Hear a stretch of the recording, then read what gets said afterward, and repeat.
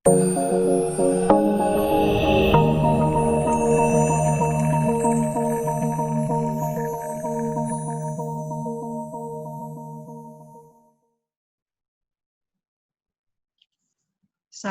warahmatullahi wabarakatuh. Alhamdulillah kita masih diberikan semua nikmat dari Allah Subhanahu wa taala, masih diberikan nikmat sehat dan nikmat-nikmat yang lainnya. Sudah lama kita tidak berjumpa, walaupun saat ini kita berjumpanya dalam keadaan yang mungkin sedikit berbeda, karena situasi dan kondisinya tidak mungkin untuk kita bertatap muka langsung. Tapi kita masih bisa bertemu dengan virtual. Perkenalkan, nama saya Lili Indasari, biasanya disebut dengan Ibu Lili. Saat ini saya dipercaya untuk mengampu mata kuliah konsep sistem informasi.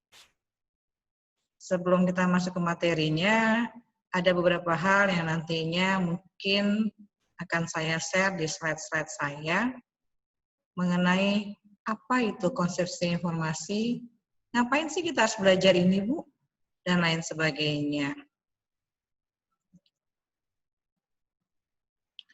Saat ini kita masuk di pertemuan pertama di semester GASAL.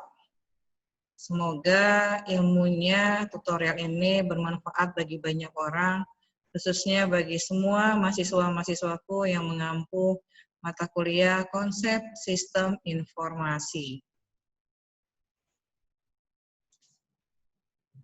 Sebagai mahasiswa, biasanya Anda harus tahu, mata kuliah ini tentang apa ya? Kenapa saya harus ngambil mata kuliah ini?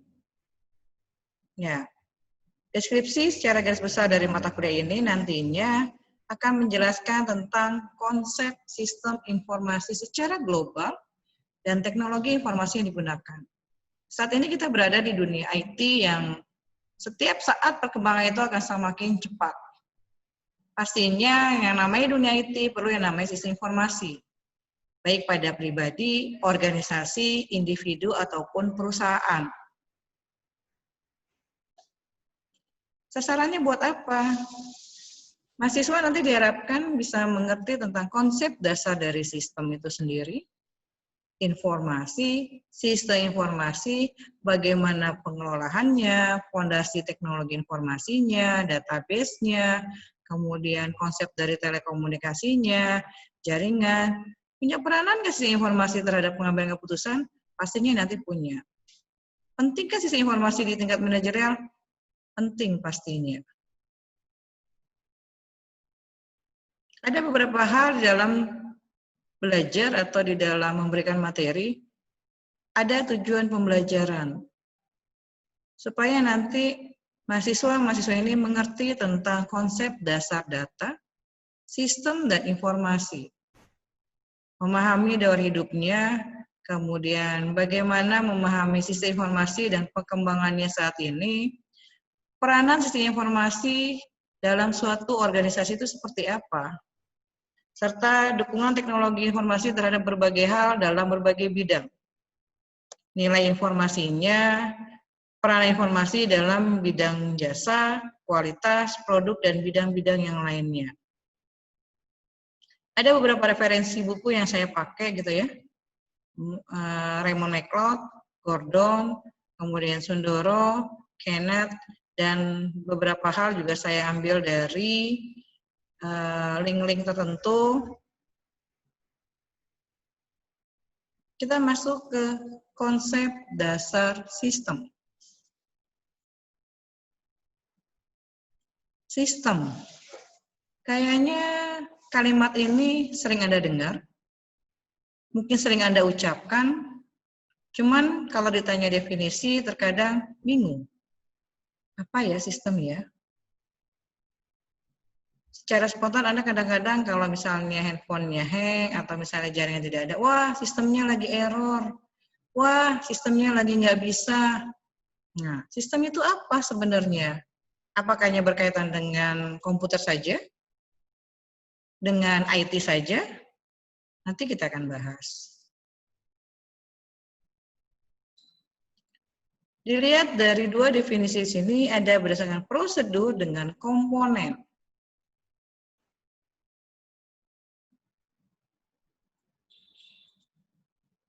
Berdasarkan prosedur atau pendekatan prosedur, sistem merupakan urutan dari kegiatan yang saling berhubungan, berkumpul bersama untuk mencapai suatu tujuan. Bagaimana menurut dari pendekatan atau komponennya atau elemen sistemnya? Kumpulan dari komponen-komponen, ya pastinya kalau kumpulan komponen lebih dari satu, yang saling berkaitan, yang saling bekerja sama untuk mencapai tujuan tertentu. Hakikatnya antara pendekatan prosedur dengan pendekatan komponen atau elemen sama. Sistem itu punya tujuan. Gak mungkin orang bangun sistem itu nggak ada tujuan. Orang hidup aja pasti punya tujuan. Mahasiswa kuliah sekian tahun punya tujuan nggak? Pasti punya. Tujuannya apa? Biasanya mau ada tambahan gelar di belakang nama. Yang tadinya misalnya hanya SMA, begitu dia kuliah, contoh dia ngambil jurusan ilmu komputer, pengen ada nama di belakangnya ada Eskom. Nah sama, sistem juga punya tujuan. Jadi secara global, sistem itu merupakan sekelompok elemen atau elemen-elemen yang berinteraksi dengan maksud yang sama untuk tujuan tertentu. Orang kalau bukan sistem bikin apa ya? Pastinya saat ini untuk mempermudah pekerjaan manusia dalam berbagai hal. Ada juga yang mengemukakan adalah sistem merupakan kumpulan dari unsur-unsur atau elemen yang saling terkait, saling mempengaruhi satu dengan yang lainnya untuk mencapai suatu tujuan. Kalau sudah kumpulan lebih dari elemen, pasti lebih dari satu. Punya tujuan? Pasti punya.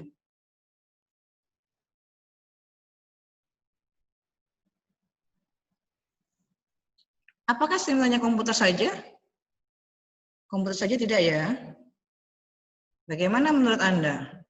Biasanya orang hanya berkaitan, sistem itu hanya berkaitan dengan komputer. Tidak juga. Sepeda bisakah dikatakan sebagai suatu sistem? Kalau menurut saya bisa. Kenapa? Karena sepeda lebih dari satu komponen, lebih dari satu item, lebih dari satu elemen. Nggak mungkin kan sepeda nggak ada rodanya. Sepeda terdiri dari apa aja? Sepeda bisa terdiri dari stangnya untuk memegang, rodanya lebih dari satu, ada dua. Kemudian ada apanya lagi? Ada geriginya, ada rantainya, semuanya itu berhubungan, berintegrasi, berkolaborasi, sehingga dia punya tujuan. Tujuannya apa? Bisa dipakai manusia untuk bersepeda, untuk berolahraga, dan lain sebagainya. Sama dengan sistem. Sistem itu bukan hanya satu. Bukan hanya di bidang komputer saja. Tapi bisa dipakai di dalam berbagai hal. Komputer. Kenapa komputer bisa dikatakan sebagai suatu sistem? Karena komputer tidak sendiri. Komputer itu pasti ada hard disk-nya, ada RAM-nya, kemudian ada motherboard-nya, dan lain sebagainya. Penggunaan komputer saat ini luas. Dan hampir semua orang sudah bisa dan menggunakan komputer.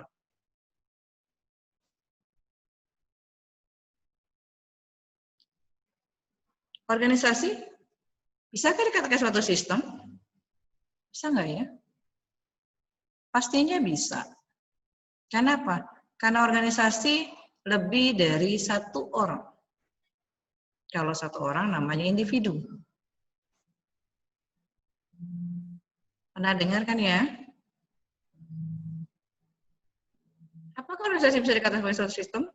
Bisa. Karena organisasi terdiri dari lebih dari satu elemen. Organisasi itu punya tujuan. Tujuannya buat apa? Tergantung dari organisasinya atau perusahaannya masing-masing. Di organisasi pasti lebih dari satu orang. Ada anak buahnya, ada atasannya, ada manajernya, ada bosnya, atau ada direkturnya. Itu kan sudah lebih dari satu komponen. Kenapa? Karena dia lebih dari satu komponen, pastinya organisasi punya tujuan. Kalau organisasi dibentuk buat amal, ya berarti namanya organisasi amal. Sama dengan perusahaan. Suatu perusahaan pasti punya tujuan.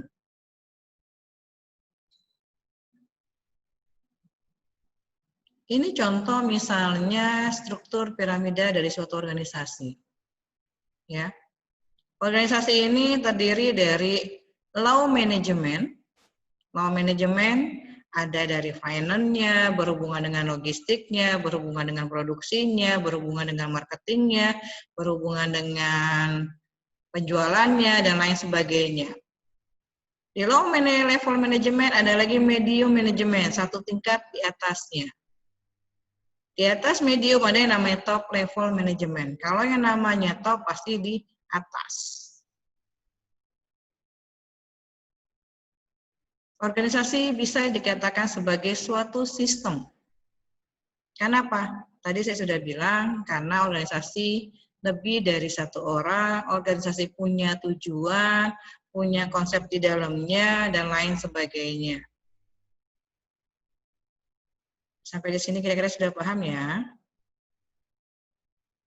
Sistem terdiri dari subsistem dan supersistem.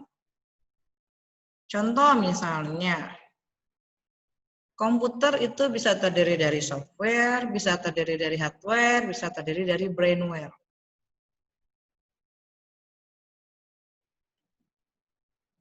Ada sistem, yaitu sistem komputer. Ada subsistem. Subsistem ya, kalau sub biasa enak. Ini subsistem. Kenapa? Bagian dari sistem, subsistem di sini. Sistem komputer punya bagiannya tadi ada masukan, ada keluaran, ada proses, dan lain sebagainya.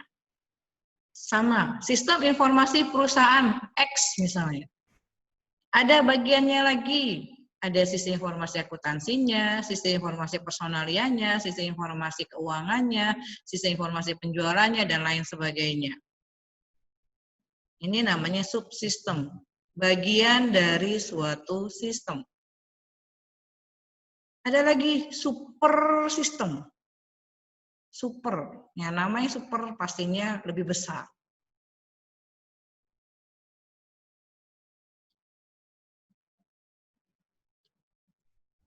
Sistem yang lebih besar biasanya dikenal dengan super sistem.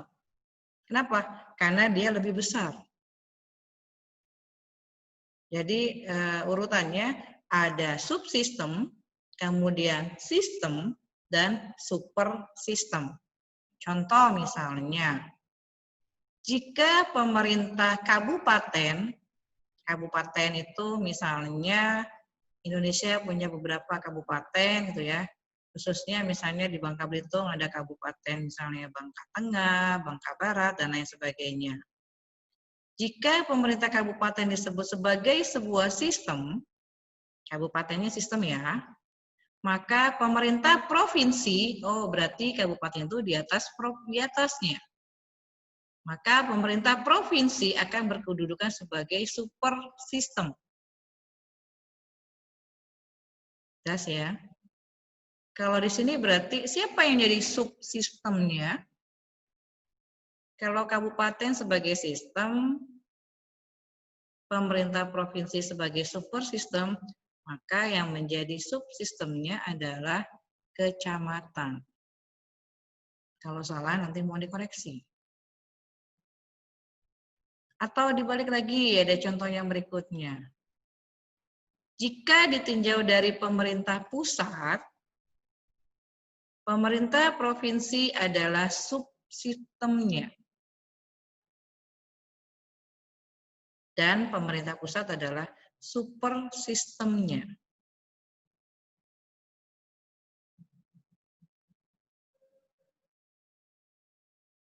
Kalau ditinjaunya berbeda. Kita lihat dari peninjaunya yang mana.